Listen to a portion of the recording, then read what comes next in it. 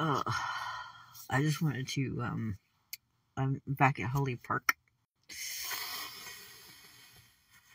where so much of my woo-ness this year began. When I found that kid, like teenage kid who had been murdered by the Night Stalker. And came back here a year later. He's still here. But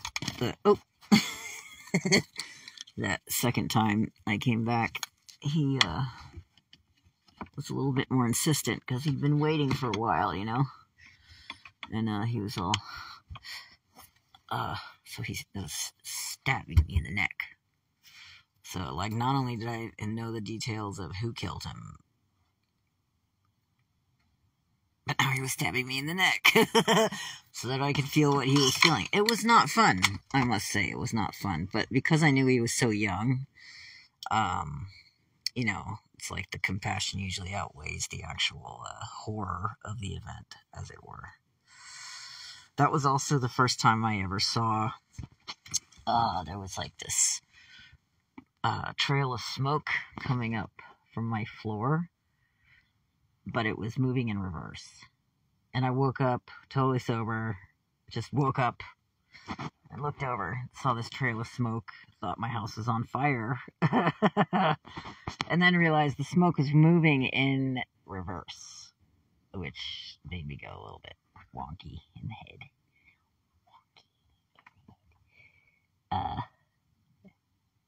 Somebody's having a lighting issue because it's, you know, dark out and there's no fireworks. So I'm very pleased. I don't want to be too loud. I don't want to wake Sadie up because we're enjoying this right now. Fireworks. So yeah, so I saw this smoke trail moving in reverse, which was weird. But then the next day, I saw the same thing again when I woke up in the morning. So again, totally sober. So then when I came back here, what, year later or whatever, you know, I kept thinking about it, like, oh god, gotta go back to Holly Park and help that kid out. Came back here a year later, and that's when the neck thing was like, ow, ow, ow, ow. So, you know, asked him his name, he told me, asked him why he was still here, he was just started crying because he was sad, because he didn't want to leave his mom. He was worried about his mom. So I just told him, you know, she's over there waiting for you already. All you gotta do is go through this door. She's right here by the door. And he's like, oh, Mommy! And they just like ran at the door. And she's like, oh! And they hugged. And I was just like overcome with relief and gratitude and all the feelings that they were feeling. And then I played them a little song on the piano and they took off. It was great. And then I filled the spaces where he was occupying with, you know, the angels of healing, as it were. It's how you do the releasing ritual. You can't leave a space empty, void, because, you know, the whole thing with energy can't be destroyed and all that. So you fill that space up with an intention of healing. And why was I going off about all this? What was the original reason I even came on here? I don't remember. I think that's the effects of long COVID right there. Some memory loss. Oh yeah. Are we supposed to be wearing masks again? I think we are.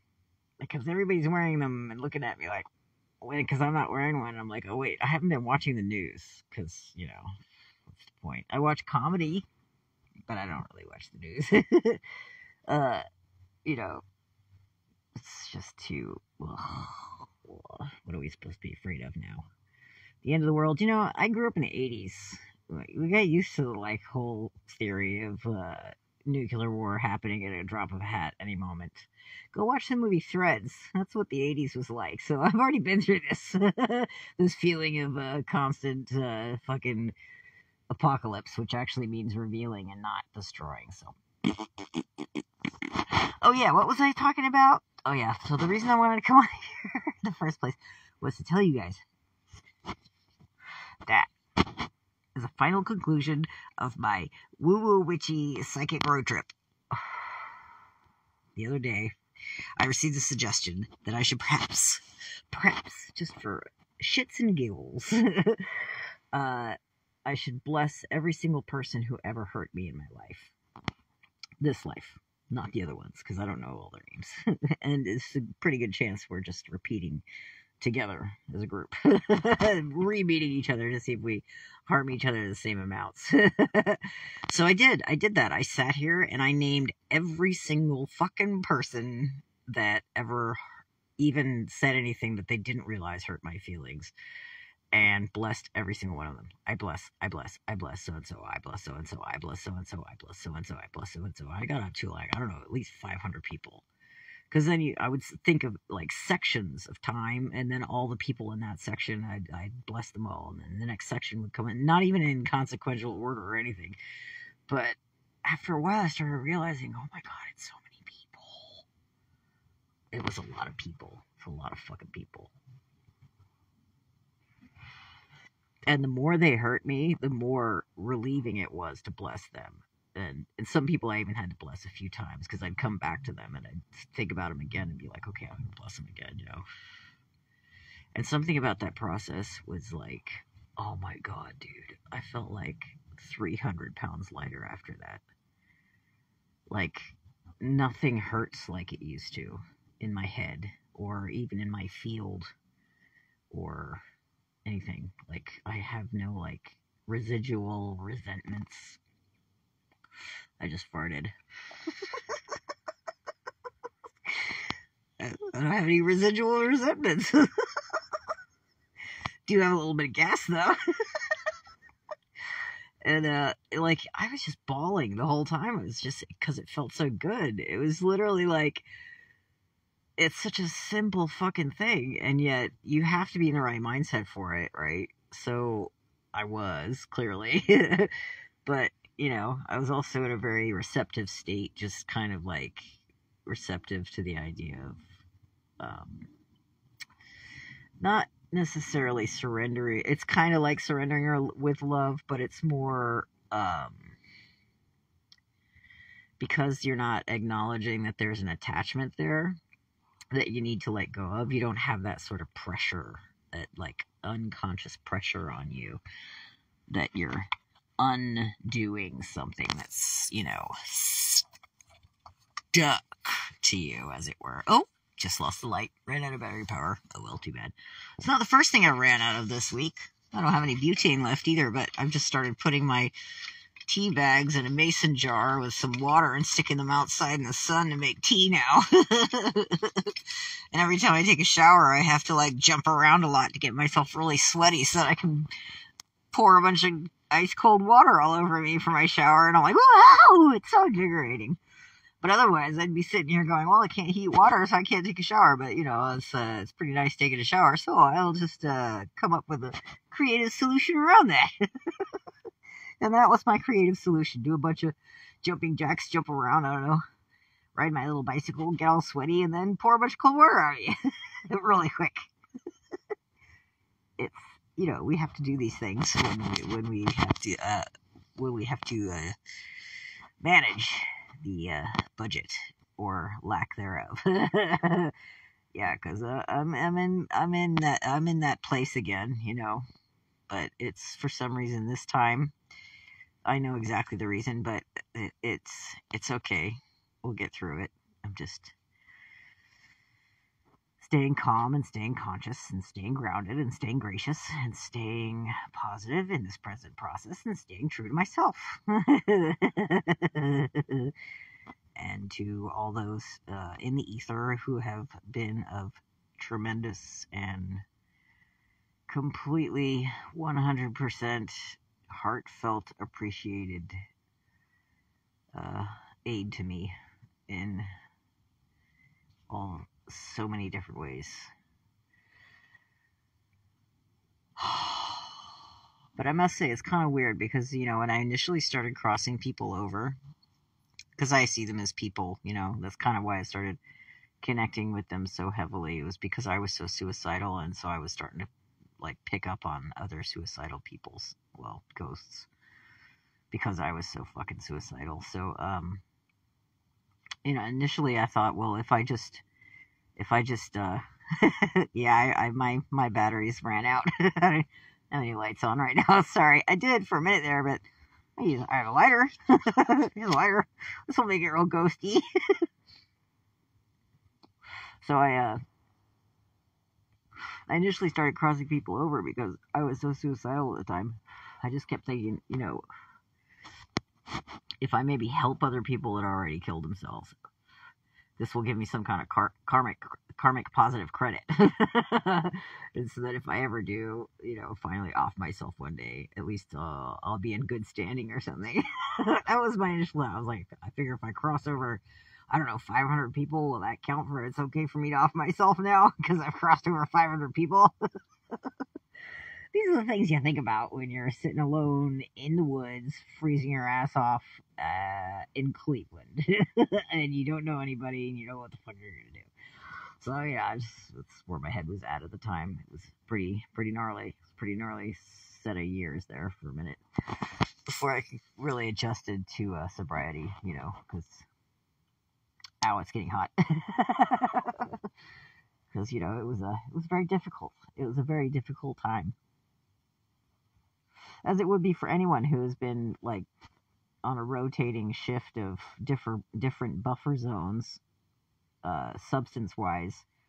If I wasn't smoking weed, I was getting drunk. If I wasn't getting drunk, I was tripping on acid. If I wasn't tripping on acid, I was taking mushrooms. If I wasn't taking mushrooms, I was fucking doing. I think I probably did just about everything. I never liked any of the opiates though, so don't even go there with me. Because I hate that shit. It's like I don't need to be more depressed. I'm not a downers kind of person. So, except for the booze, which of course I was always crying because I have celiac disease and I didn't know it at the time that beer was like just making me bloated and crying for no reason. If I would have known, shit. But so yeah, I mean, I went for a good 35 years of never being completely sober. Never, as in never. So like the idea was so frightening. I was like, because I had experienced enough of the sudden overwhelming waves of rage that just came from out of nowhere that I was completely not in control of. The one or two times I was briefly sober when I was about 19 and I was a straight edge skinhead of the anti-racist sort, of course. And that scared me so much, being that close to my own anger and having no buffer zone to calm myself down, that for years I was just like, I could not even conceive of the possibility of ever being able to be sober with that much anger inside of me. So in 2015, when I took off and I was like, I'm not going to do anything, I'm just going to quit everything, I was so suicidal that I figured, if I get really angry, so what? Who cares? I didn't care. It was like a whole new high for me to be completely sober. And I knew if I was driving, I'd be okay. Because for some reason, in the past, when I had gone through brief periods, like intentionally brief, I knew it wasn't going to be forever or anything, but I was like, if I just keep driving, for some reason that would keep my brain engaged enough in my present moment that I wouldn't really need to get high, because it was exciting to be alive. So I knew if I just kept driving, I'd be okay. And that was pretty much the case. The whole time I was driving, I was fine. But as soon as I had to stop for more than 3 days or, and deal with people on a regular basis, the cravings were like insane. And of course, I was so far away from everyone I knew, couldn't get anything. So I was like, I was totally broke, had no money. So like, it was well planned, really, even though it was completely inadvertently, kind of an accidentally well planned way to get sober. But when I was stuck in Cincinnati for 18 months, that was the hardest part because I was sitting in one place. And that's why I started, really committing myself to doing like chanting every morning, like hour-long meditations every morning, like tons and tons of meditation, and reading all kinds of books by mostly Native Americans about different healing processes, and and then kind of realized all of a sudden after I'd been halfway around the country to all my childhood homes that I was actually in the midst of soul retrieval, and I didn't even realize it. So, I just kind of ended up driving back to those places and then realized later on that I went there specifically to go pick up those parts of my soul that were fractured off. And that was very, I mean, it was a beautiful thing, to see yourself as a child again and be like, and actually feel that part of you still hiding out in the basement or whatever and crying and, hugging yourself a lot. Lots of hugging myself, lots of hugging my younger selves. And that was cool. I'm glad I was sober for that because I probably would have convinced myself that half that shit I was seeing wasn't real if I was on anything. But it was real because when it was all over and I had gone to every place, and including the South, after I finally got back on the road from Cincinnati and knew that I had to go to Georgia and Texas, which I knew was going to be the hardest part because that's when I was the youngest. And those were just, I just was not looking forward to it. And it was really heavy. It was really dark, but it was also like, it's just, I had to do it. So I did. And I was really kind of shocked to see that a lot of the houses that we lived in that were so negative at the time, back in '76, were still just pulsating with negative energy. As if the house itself was just a bad place and still had really horrible things going on inside of them with other children for generations afterwards. But also I saw a lot of places that were like, for example, my first elementary school. As soon as I saw the color blue that was all over the school, I was like, no wonder I love this color, because it was the first time I got to go to school, which meant it was the first time I got to leave the house and go be with other people that wouldn't beat the shit out of me. So it was like blue kind of became a symbol. That color blue became a specific symbol of like resilience, or, that I was going to be okay if I could just hold on for the next 15, 20 years until I could get away from the people that were hurting me, And that was great. And then immediately after that, I went and visited my parents and tried to talk to them about their own abuse, because I wasn't even like angry at them anymore. I was already past all that. I had kind of healed it enough where I thought, well, now that I've healed myself, maybe I can heal this relationship with them, which of course turned out to not be the case, because they just gaslighted me and then disowned me, which was the best thing ever, as best gift they could have given me at the time. Because I really just wanted to go no contact, and I didn't know how to bring that up.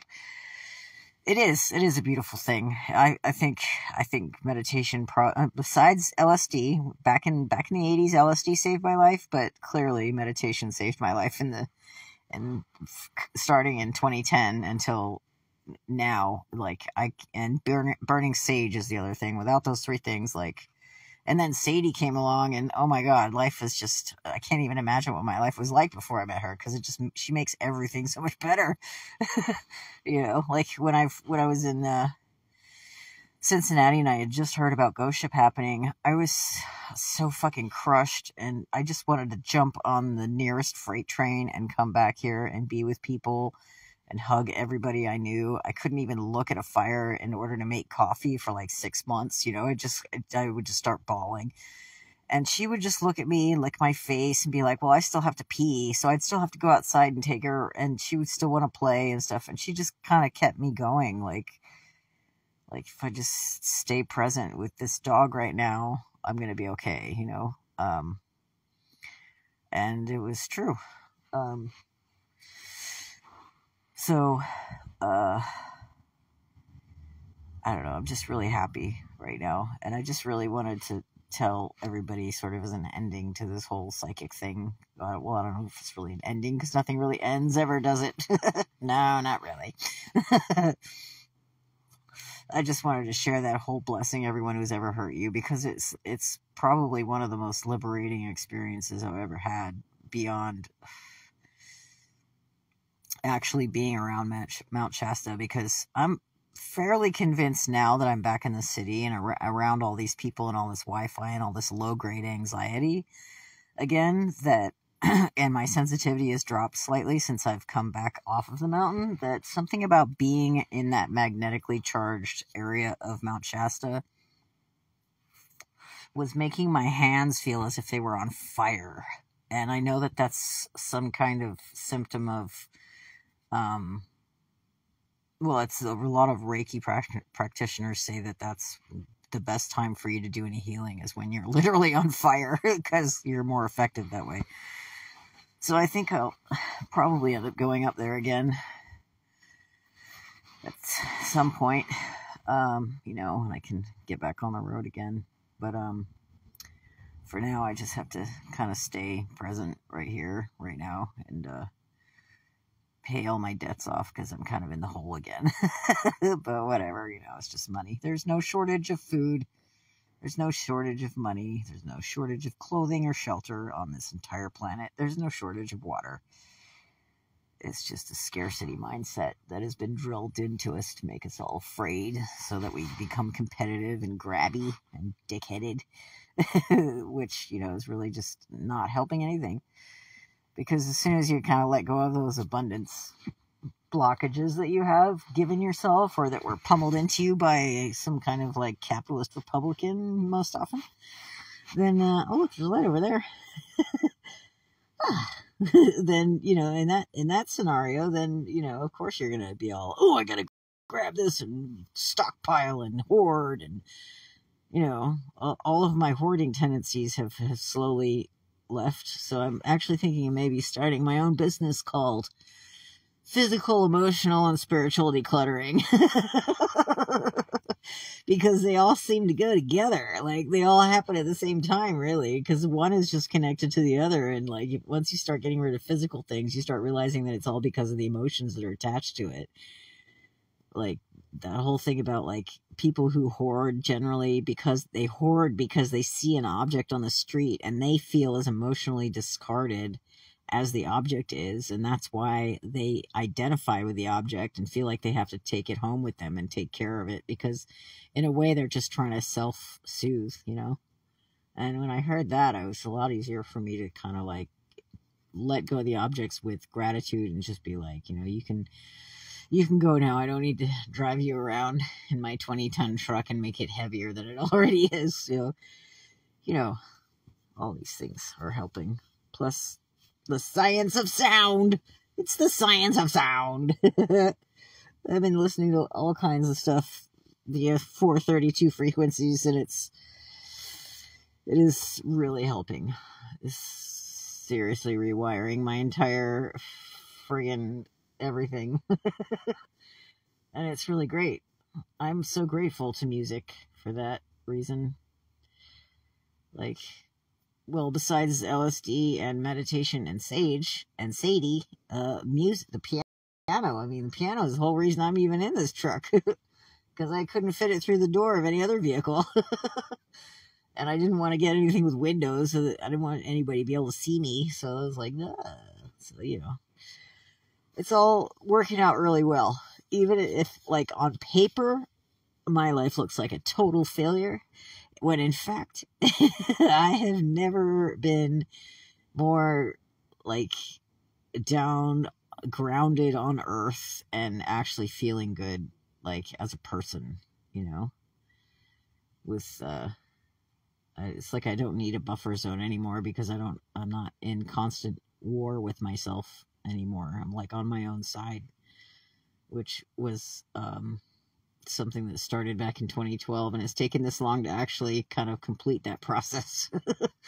So yeah, it's a mountain of shit. It was a mountain of traumatic shit, but, you know, it seems brick by brick I finally dismantled most of the mountains. So now that I'm at the top of one mountain, I have to be at the bottom of another and keep climbing. So I will do that. I'm going to keep climbing. All of you are beautiful, wonderful people. Never forget that. Be nice to yourself. But no, don't be nice to yourself. Be kind to yourself. Because being nice and being kind are two very, very different things. Being nice is just a polite surface thing, and being kind is actually from the heart. So be kind to yourself, and